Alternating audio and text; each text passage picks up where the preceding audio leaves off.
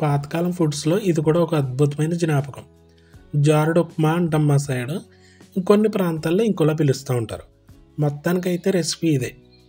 చాలా తక్కువ ఇంగ్రీడియంట్స్ 10 నిమిషాల్లో అయిపోతుంది.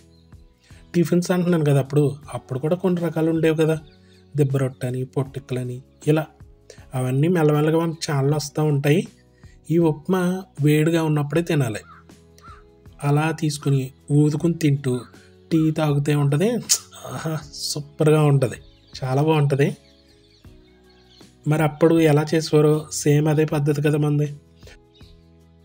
అందుకే దేశీ ఉల్లిపాయలు వాడతాం, నాటు ఉల్లిపాయలు. వెజ్జీస్ కట్ చేసే విధానంలో కూడా టేస్ట్ అనేది మారిపోతూ ఉంటుంది. ఇవి చిన్న చిన్న పలకల మాదిరిగా కట్ చేసుకోవాలి.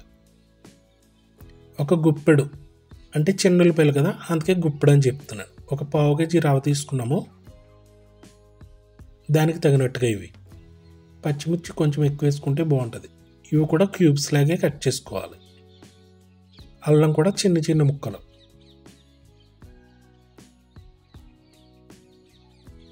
అప్పుడు వంటలన్నీ ఇలా నాటు ఉల్లిపాయలు వాడడం వల్ల టేస్ట్ అనేది చాలా బాగుండేది.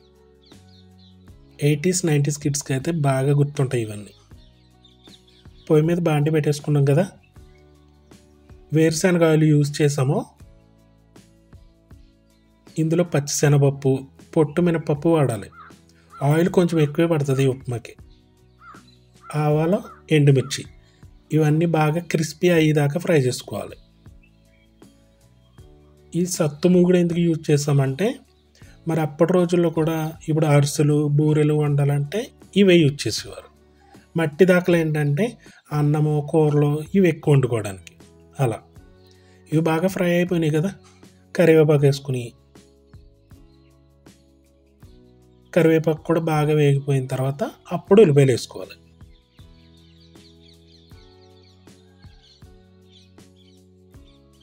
ఆయిల్ కొంచెం ఎక్కువ వేయడం వల్ల జారుడుగా చక్కగా వస్తుంది.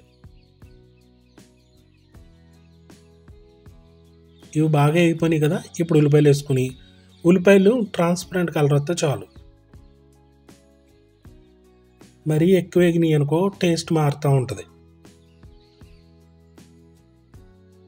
ఇవి వేగుతున్నప్పుడే మంచి సువాసన వస్తూ ఉంటుంది. బాగా వేగిపోయి మామూలుగా ఒక కప్పు రవ్వ తీసుకున్నాం అనుకో, ఒక 5 కప్పులు వాటర్ వేసుకోవాలి. అప్పుడే కన్సిస్టెన్సీ వస్తుంది.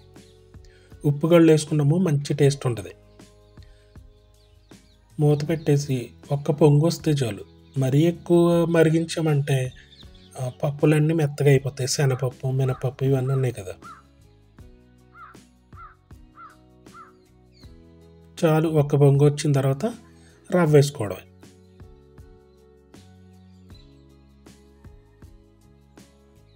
ఎక్కువ వాటర్ కదా, అందుకని తిప్పుతూ వేయక్కర్లొద్దు. మామూలుగా రవ్వ అంతా వేసేసుకుని అప్పుడు తిప్పుకోవచ్చు. గడ్డలు కట్టడం అదేం ఉండదు. మనం కట్టెల పొయ్యి మీద చేస్తున్నాం కదా, మంట చూసుకుంటూ ఉండాలి, లేకపోతే చాలా స్పీడ్గా గట్టిగా అయిపోతుంది.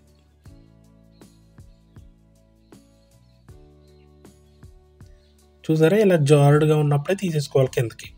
రవ్వ వేసిన ఒక 2 minutes చాలు.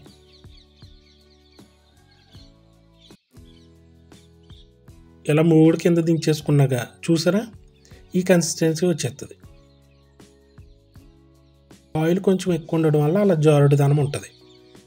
మళ్ళీ ఒక పావు గంటలో గట్టిగా అయిపోతుంది ఇది. ఈ ఉప్మా ఎప్పుడు కూడా వేడిగా ఉన్నప్పుడే తినాలి. మా చిన్నప్పుడు ఇలా అరిటాకులు వేసుకున్న తర్వాత మాకు కొబ్బరాకు ఇల్లులు కదా, తాటాకు కొబ్బరాకు ఇల్లులు, చూరు ఉంటుంది కదా, తాటాకులు విరుచుకొని అది స్పూన్లో పెట్టి తినేవాళ్ళం. ఇప్పుడు ఆ ఛాన్స్ లేక ఇలా వేళ్లతో తింటున్నాం అన్నమాట. ఇది కూడా బాగుంటుంది. అలా ఊదుకుని తింటూ టీ తాగుతుంటే ఉంటుంది, భలే ఉంటుంది. ఆ రోజులన్నీ మళ్ళీ గుర్తొస్తాయి.